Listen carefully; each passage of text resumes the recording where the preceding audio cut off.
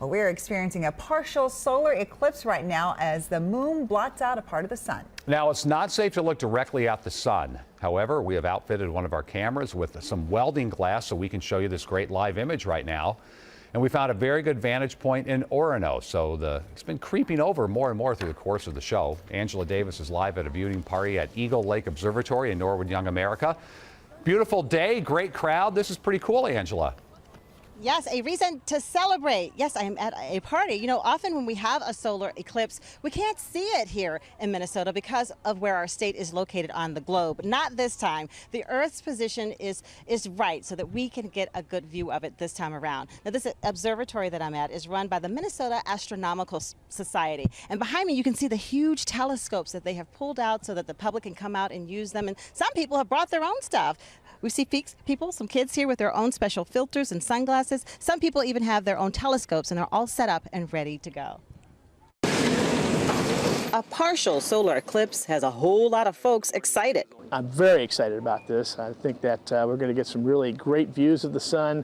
There's a huge sunspot group to go along with the eclipse, and it's just really exciting. The sunspot is just immense. Armed with telescopes, cameras, tripods, and chairs, people are eager to see the moon slip between the sun and Earth. Partial solar eclipses happen about twice a year, but it's rare that we are actually able to view one from Minnesota. The last time we saw one was almost 2 years ago. The director of the U of M's planetarium reminded us of the dangers of looking directly at the sun. Our retina don't have pain receptors, so when you look at the sun and the sun gets focused on your retina, it can damage that without even hurting. She also showed us how to use a shoebox to make what's called a pinhole camera, a simple, safe way to see the eclipse. What you want to do is line this up with your shadow, so the sun is coming directly in the hole.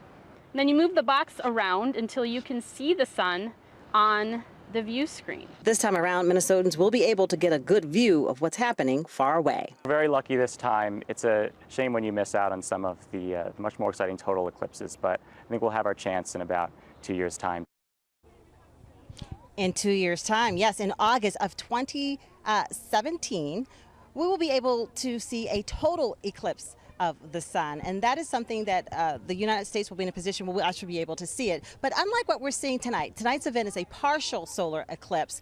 In 2 years, the sky will go completely dark. So that is something that we'll probably see a lot more parties like this. Now, this partial solar eclipse, it started around 4:30 this evening. It will reach its prime at 5:30, and you'll still be able to see it until sunset around 6:15. But again, we want to urge people not to look directly at the sun. That is never a good idea. You can damage your eyes very quickly. You need a special type of sunglass, a special filter that will protect your eyes. Your regular sunglasses won't do you any good, Frank or Amelia. You should get some of those special glasses. You'd look good in those, Angela. We'd like to see you in those. Some. There you go. Let's see. I'm looking at the cookie. Doesn't it look like someone bit a cookie? Fantastic. Yeah. Yeah, good stuff. Good to see you. Thank you. That's pretty cool. Yeah, and those little shoebox things, we used to make those back in grade school. I remember doing that all the time. Yeah, great I project. keep wanting to sing that song, though. Total Eclipse of the Bonnie Heart. Tyler, how can you not? Oh, boy. It will not exit my head. I'm going to sing it all night. All right, there's a shot again. Isn't that gorgeous?